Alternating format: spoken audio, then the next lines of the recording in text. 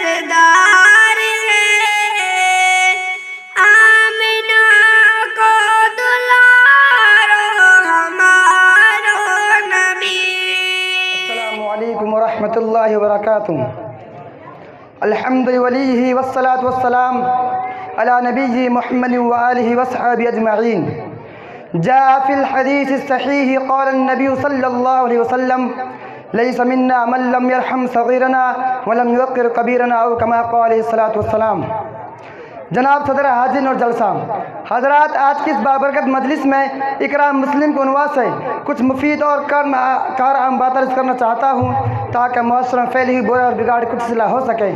वाक़या यह है कि आज हमारी ज़िंदगी जानवरों से बदतर होती जा रही है और हमारे मुआशरा में फसाद और बिगाड़ की जड़ें बहुत गहरी होती जा रही है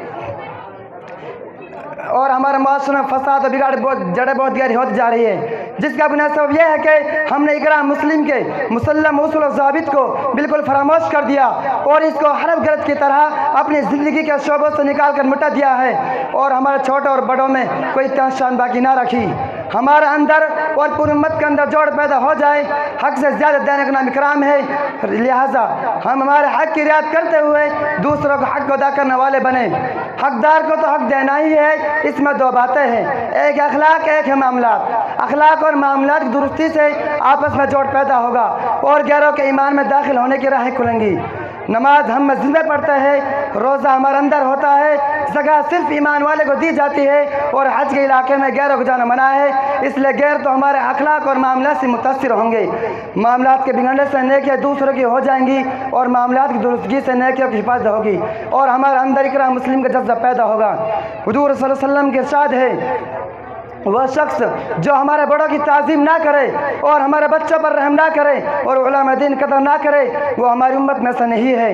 हुजूर सल्लल्लाहु अलैहि वसल्लम के इरशाद है, मखलूक सारी की सारी अल्लाह ताला के अयाल है, बस अल्लाह ताला को वो शख्स बहुत महबूब है जो उसके अयाल के साथ एहसान करे। हुजूर सल्लल्लाहु अलैहि वसल्लम के इरशाद है, जो शख्स अपने भाई के किसी काम में चले फिरे और कोशिश करे, उसके लिए 10 बरस का एहतिकाफ अफजल है। हर ईमान वाले को इज्जत की निगाह से देखे और उसका इकराम करे, गैरों से अच्छा सलूक करे, हर एक के हुकूक को जानकर अदा करे, अपनी ज़ात से किसी को तकलीफ ना पहुँचाए, सबको फ़ायदा पहुँचाए, गुनहगार से नफ़रत ना करे बल्कि गुनाहों से नफ़रत करे, जो अपने लिए पसंद करे वही अपने भाई के लिए पसंद करे।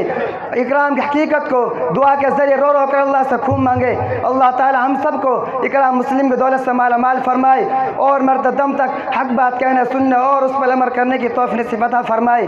व आखिर दावाना अल्हम्दुलिल्लाहि रब्बिल आलमीन। हो ज़हर में खुलूस तो पी जाओ शौक़ से, हो ज़हर में खुलूस तो पी जाओ शौक़ से, अमृत हो बेखुलूस तो ठोकर से मार दो। अस्सलामु अलैकुम वरहमतुल्लाहि वबरकातुहू।